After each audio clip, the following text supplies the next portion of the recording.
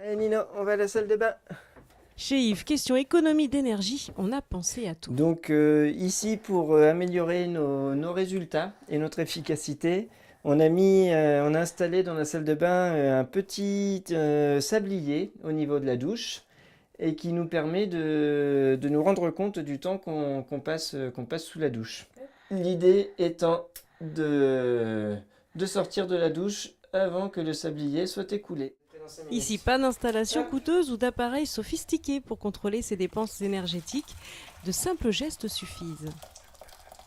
Et ben, l'idée c'est de mettre un couvercle sur la casserole pour que la chaleur de l'eau reste bien dans la casserole. Elle pourrait aussi réchauffer l'atmosphère de la pièce, mais il fait bien assez chaud. Et l'idée c'est d'économiser un petit peu d'énergie parce que c'est beaucoup de petits gestes et beaucoup de petites économies euh, au quotidien. Donc là, c'est un petit peu d'économie d'énergie au niveau de la gestion des pâtes. Et voilà, la petite pâte. Ces astuces, ce sont des éco-gestes et cette famille en connaît beaucoup, vraiment beaucoup. Du réfrigérateur à refermer le plus vite possible, au chargeur de téléphone à débrancher quand il n'est pas utilisé. Ici, il a fallu se créer de nouvelles habitudes.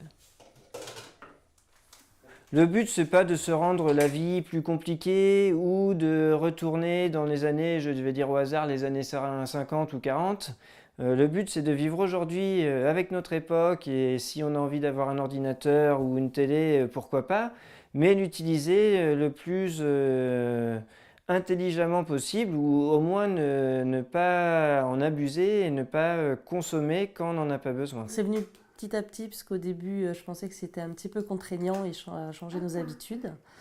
Et puis finalement, c'est des habitudes à prendre et on s'y fait assez vite. Et ça marche, l'an dernier, cette famille a baissé sa consommation d'énergie et d'eau de 10%. Sachant que normalement, on s'y retrouve aussi au niveau de la facture, avec une baisse modeste certes, mais une baisse tout de même du montant des factures de l'année. Une économie financière, cette fois estimée à 100 €.